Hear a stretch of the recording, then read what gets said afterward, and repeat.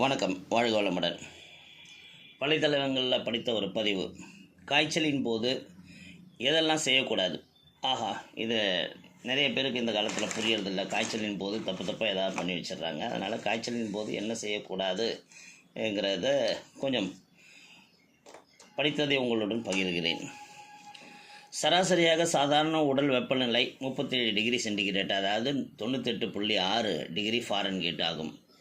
உங்களின் வெப்பநிலை சாதாரண வெப்பநிலையை விட அதிகமாக இருந்தால் உங்களுக்கு காய்ச்சல் இருக்கிறது என்று அர்த்தம். உடலில் உள்ளே இருக்கும் தேவையற்ற நுண்ணுயிரிகள் உடலின் வெப்பநிலை மூலம் வெளியேற்றும் செயல்தான் காய்ச்சல். இந்த செயலில் நாம் தலையிட்டு தவறு செய்யும் போது அந்த நுண்ணுயிர்கள் உடலில் தங்கி நீண்டகால நோய்களை வரவழைக்கின்றன.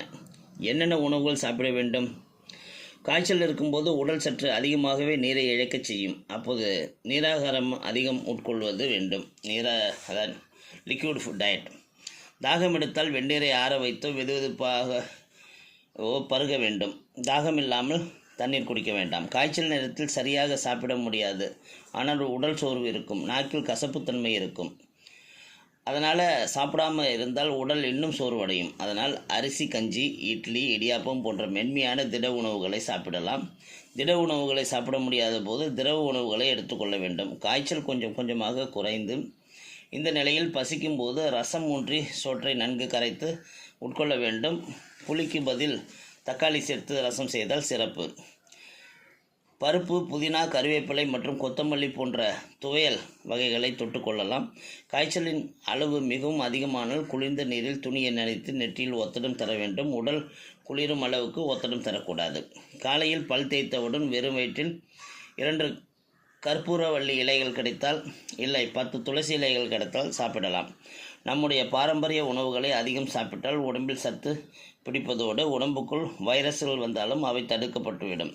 சாப்பிடக்கூடாத உணவுகள்னு எடுத்து பார்த்தோம்னா, காய்ச்சல் இருக்கும்போது பசிக்காமல் சாப்பிடுவது மிக மோசமான விளைவுகளை உருவாக்கும். மேலும் தாகம் இல்லாமல் தண்ணீர் பருகுவதும் நல்லதல்ல. எக்காரணம் கொண்டும் உடலில் தேவையை புரிந்து கொள்ளாமல் உணவை சாப்பிடாதீர்கள். நோயை தொற்றிலிருந்து முற்றிலும் விடுபட மருந்துகள் மட்டுமின்றி உணவுகளில் கவனம் செலுத்துவது அவசியம். காய்ச்சல் இருக்கும்போது துரித உணவுகள், டீப் ஃப்ரைடு ஃபுட்டு இதெல்லாம் தவிர்க்கப்பட வேண்டும்.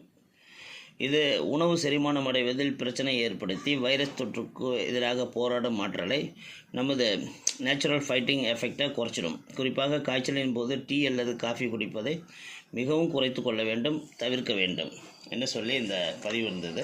அதனால் காய்ச்சலின் போது நீங்கள் செய்யக்கூடாத சில விஷயங்கள்னால் இதுதான். என்ன சொல்லப்போனால், காய்ச்சலின் போது கமலா ஆரஞ்சு பழம் இந்து உப்பு தொட்டு சாப்பிட்டு பாருங்கள். மிக எளிமையான வைத்தியமாக இருக்கும் அது. அதே போல் ரசம் போது எலுமிச்சம் பழம் புழிந்து ரசம் செய்து சாப்பிட்டாலும் நலமாக இருக்கும். அதுபோல் உங்களோட